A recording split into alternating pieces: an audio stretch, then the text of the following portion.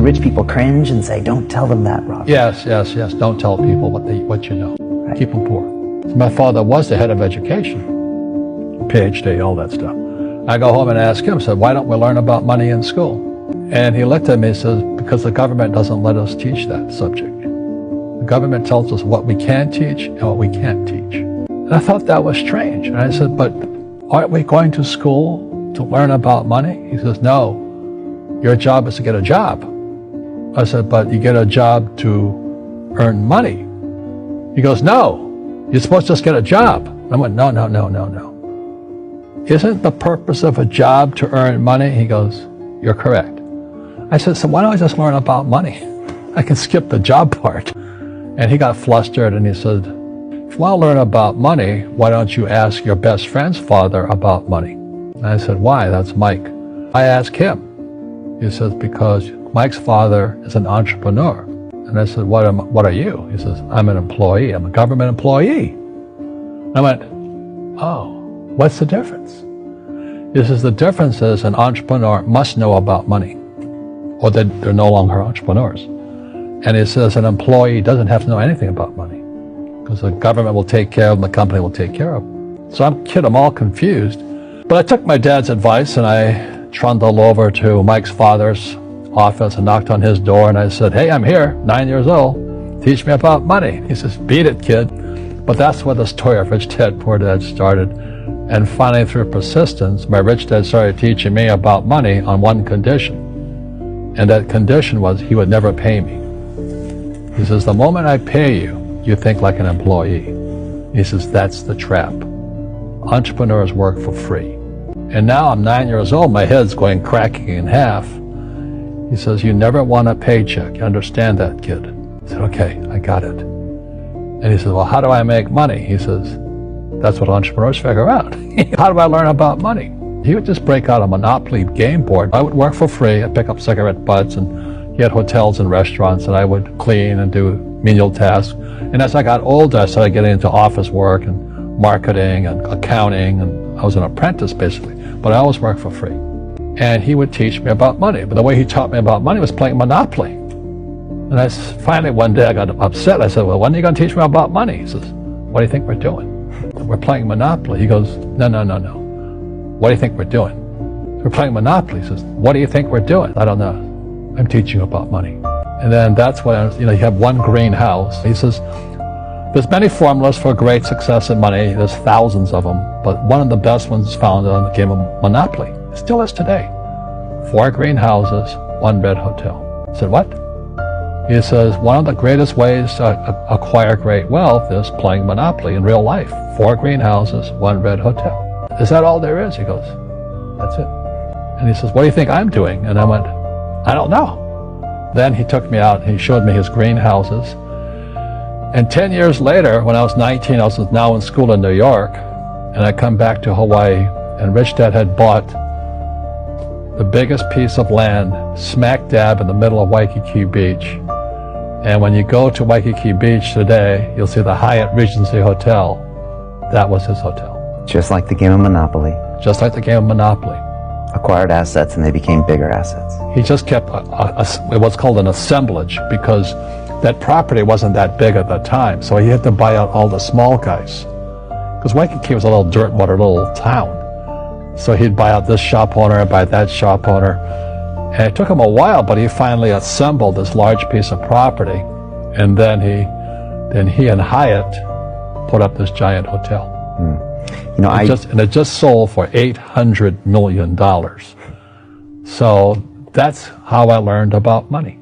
I've had financial crashes. I've had people stab me in the back, but they're all good because I grow from it. That's spirituality. Right. People who are afraid of making mistakes, like they teach in school, they don't ever grow, because spirituality is there's good and there's bad, there's right and there's wrong, there's up and there's down. Most people only want to be right. They only want to be positive. Well, you can't have that. That's not reality.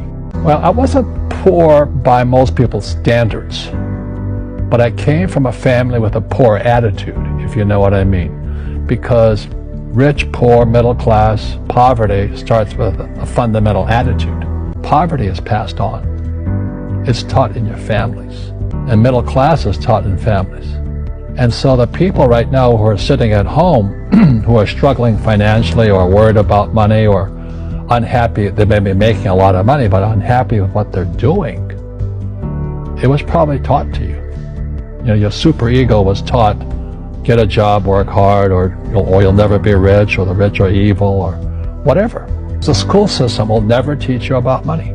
The school system was designed to teach you to be an employee, which is important, or a doctor or a lawyer, a specialist, but never about money. And what most people lack is real business knowledge, like accounting, you know, like debt, like taxes. You got to know that stuff, but they don't teach it in school to anybody. So, and then when people ask me, how did your rich dad learn this when your poor dad, a PhD, didn't? And the answer is very simply, my rich dad was my best friend's father. His father died when he was 13. So his rich dad had this family business at 13 to run. So he had to drop out of school, which was his blessing. You know, there's blessings, and you know, sometimes a blessing doesn't look like a blessing, but it turned out to be a blessing. And then his teachers became his bookkeeper, his accountant, his attorney, his banker, his real estate agents. So he has what I call real teachers, not these fake teachers in school. You see, most teachers in school, they're out of ethics. They teach subjects they themselves don't practice. I asked the teacher, I said, you know, I'm in my third year of calculus now. It was called strength of materials. I said, am I ever going to use this stuff? He goes, no. You know, I said, why do you teach it? He says, because I get paid. I said, do you ever use it? He goes, no.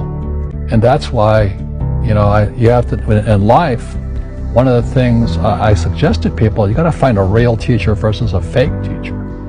And a fake teacher is somebody who doesn't do what they teach. And a real teacher is doing what they teach every day. So my accountants, my attorneys, they're in it every single day. That's how I learn, because every day I'm solving problems in my business.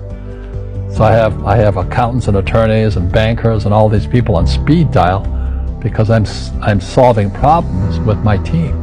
I see you giving this knowledge out, and Yeah. do the rich people cringe and say, don't tell them that, Rob? Yes. Don't tell people what you know. Right. Keep them poor. But, you know, unfortunately, the poor, as was in the Bible, I'm not real religious, the poor will always be amongst us because it starts up here. Right, it's that fear mentality. It's in their words, you know, and the words become flesh. God, I'm not really religious. I flunked out of Sunday school also. But when they say I can't afford it or I can't do that, they go down. They become what they say. My PhD daddy says, what do you think I am, made of money? I can't afford that. And my rich dad would say, that's why he's poor. Poor people say, I can't afford it, I can't do that, I don't have time. Because this is an escape. It's an escape. You know what I mean? It's easy to say, I can't afford it. And your rich dad used to say what instead of, I can't afford it? How can I afford it?